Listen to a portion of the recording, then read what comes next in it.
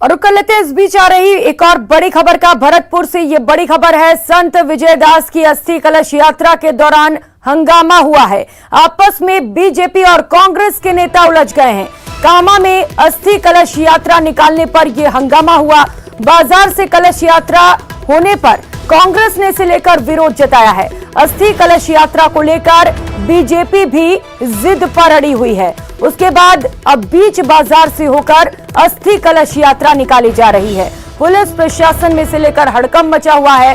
Police की मौजूदगी में अस्थि कलश यात्रा निकाली जा रही, जहां पर यह हंगामा हो गया। तो हंगामे की ये तस्वीरें भी आपको दिखा रहे हैं, जहां पर विजय दास की अस्थि कलश यात्रा निकाली जा रही थी और इसी दौरान बीजेपी और कांग्रेस में हंगामा हो गया। दोनों के बीच नोकझोंक हो गई।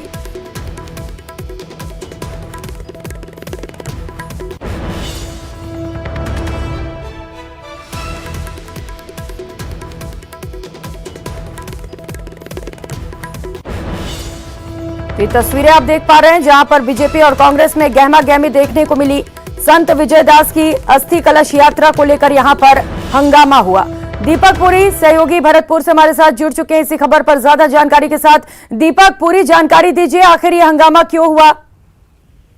देखिए प्रियंका, अब इस विजयदास बाबा की जो अस्थि कलश यात्रा है, इस पर सियासी घमासान शुरू हो गया है। और ये अस्थि कलश जो यात्रा है वो बरसाना से शुरू हुई और कामा होते हुए गांव पसुपा पहुंचेगी। और ऐसे में कामा में ये जो कलश यात्रा है, अस्थि कलश यात्रा निकाली जा रही थी। और उसी दौरान जो पुलिस है और कुछ कांग्रेस के नेता है वो एक साथ दिखे और उन्होंने बाजार में होकर के जो अस्थि कलश यात्रा निकाली जा रही थी उसका विरोध किया। और उसके बाद में अस्थि कलश यात्रा में जो बीजेपी के लोग शामिल थे वो आपस में और कांग्रेस के लोग आपस में उलझते हुए नजर आए। और जो बाजार में होकर अस्थि कलश यात्रा निकल रही थी उसका विरोध किया कांग्रेस और पुलिस ने। लेकिन जो बीजेपी के लोग थे वो भी जिद पर अड़ गए। उन्होंने कहा कि ये कलश यात्रा जो है वो बाजार में होकर ही निकलेगी, क्योंकि स्थानीय लोग पुष्प वर्षा करके भव्य स्वागत कर रहे थे और उसी को लेकर के बाजार में होकर के निकलनी थी। और कांग्रेस ही जिद पर अड़ गए। आपस में गहमागहमी उन्होंने देखने को मिली, आपस में उलझते हुए नजर आ रहे हैं तस्वीरों में। उसके बाद बीजेपी की जिद के आगे उनकी पुलिस की और कांग्रेसियों एक नहीं चली और उसके बाद बीच बाजार में होकर के ये जो अस्थि कलश यात्रा है वो निकाली जा रही है। तो कहीं ना कहीं कहा जा सकता है कि जिस तरह से लगातार पुलिस लोगों पर दबाव बना रही थी, उस दबाव के कारण जो है